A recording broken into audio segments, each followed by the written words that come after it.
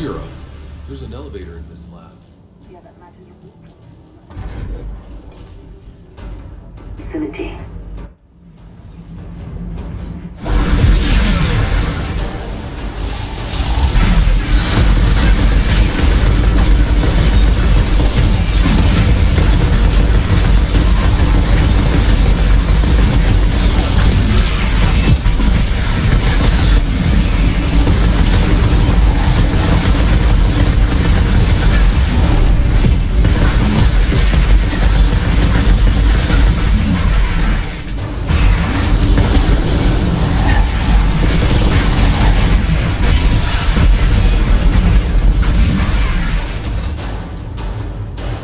What is going on, everybody? PHX here. Thank you for stopping by. And in today's video, we are going to be talking about this insane Trickster build that absolutely shreds in endgame content.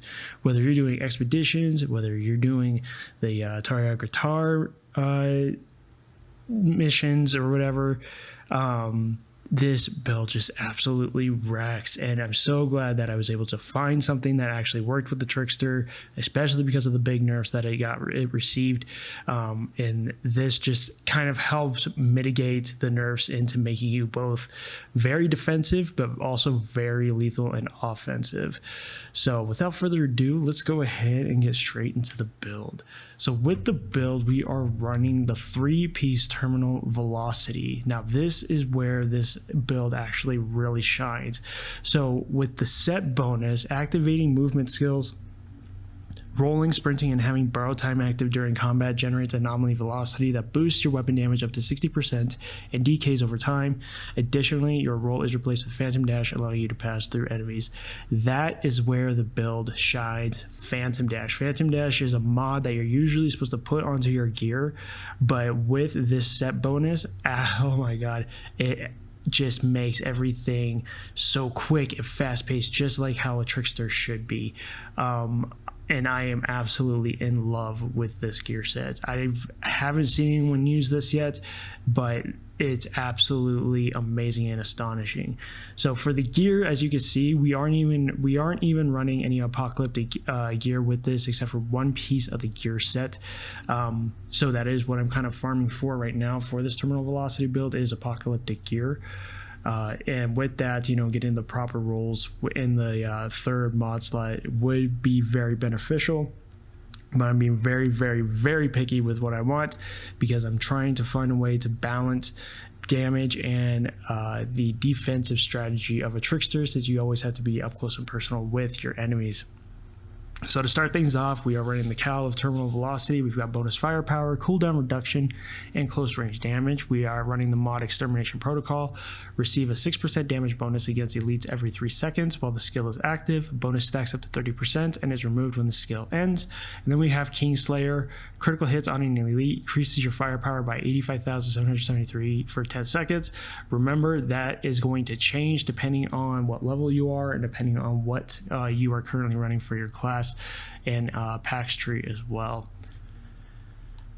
Next, we are running the Curious at Terminal Velocity, bonus firepower, healing received, and close range damage. We've got Stare into the Barrel, boost your firepower by 17,711 for each enemy in close range, stacks up to 4 times. And then we've got Gun Shield, borrowed time, receive a 50% firepower bonus while the skill is active.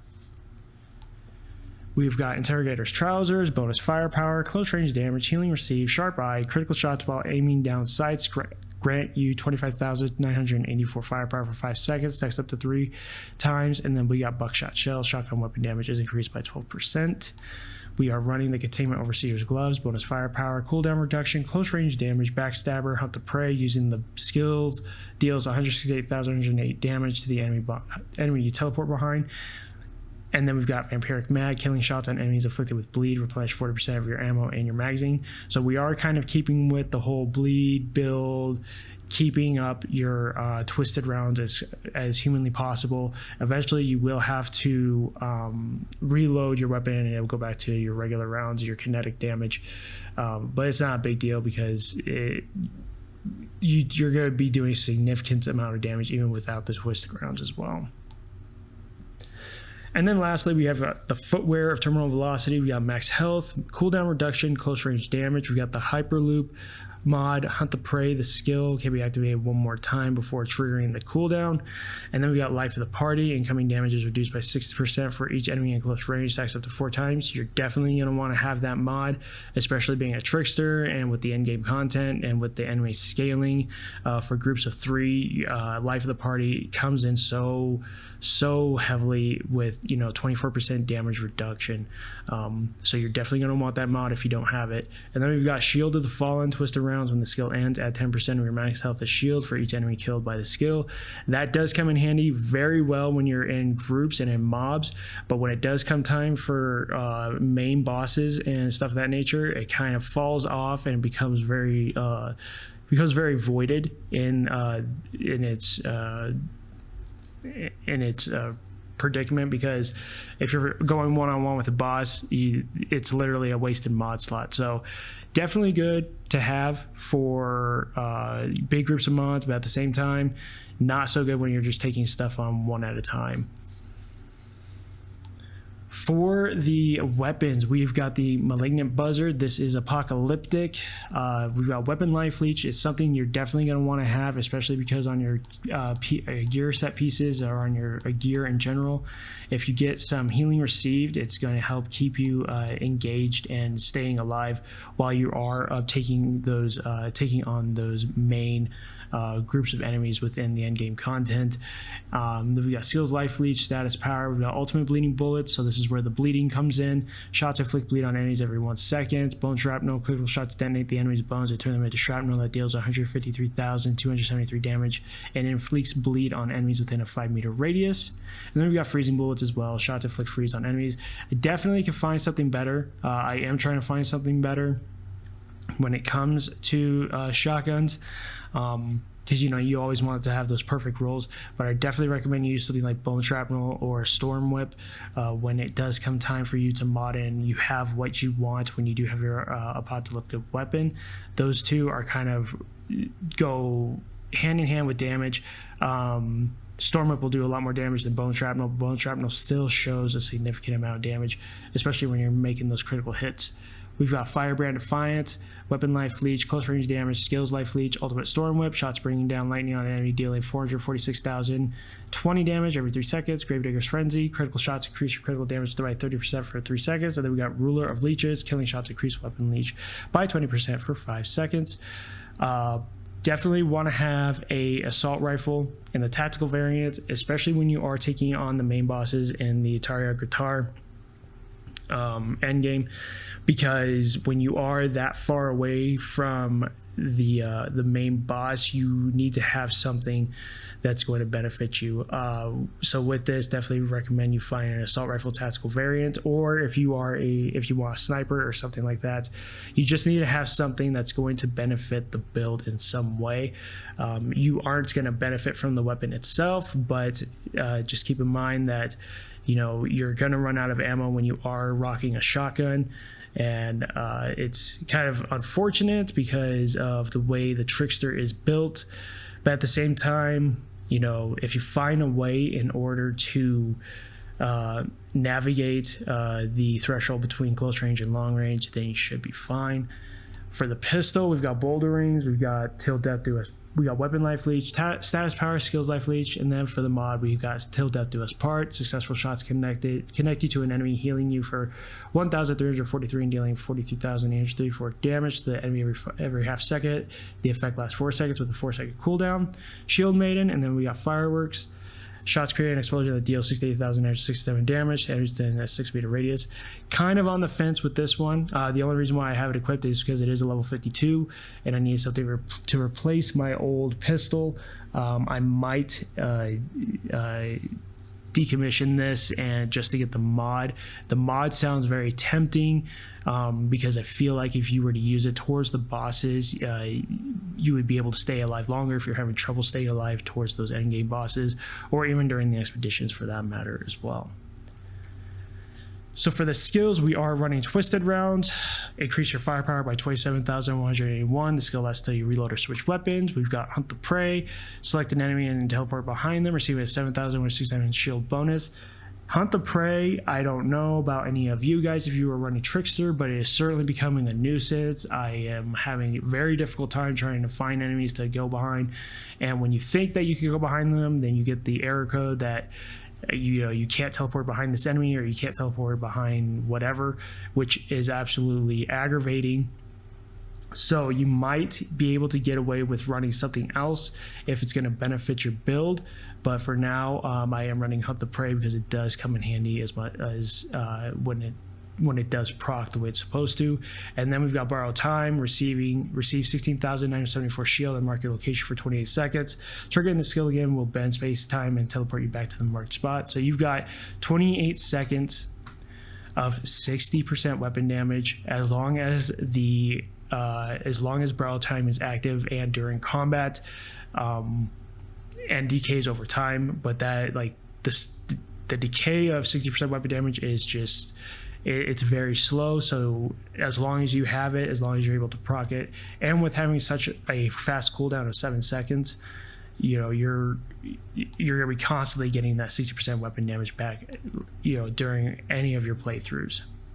So for the class tree, we are running half of the Harbinger middle tree, and then we're going up into the Assassin to max out our weapon damage as much as possible.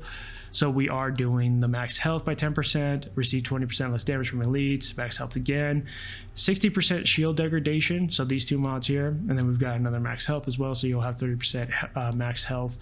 And then we've got the Outrider Executioner, movement skills increase your weapon damage by 35% for 8 seconds, going up into close range weapon damage by 15%, into activation of deception skills, increase your weapon damage by 35% for 8 seconds, increased armor piercing by 10%, and then we've got Unforeseen End for 20% increased weapon damage from when attacking from behind.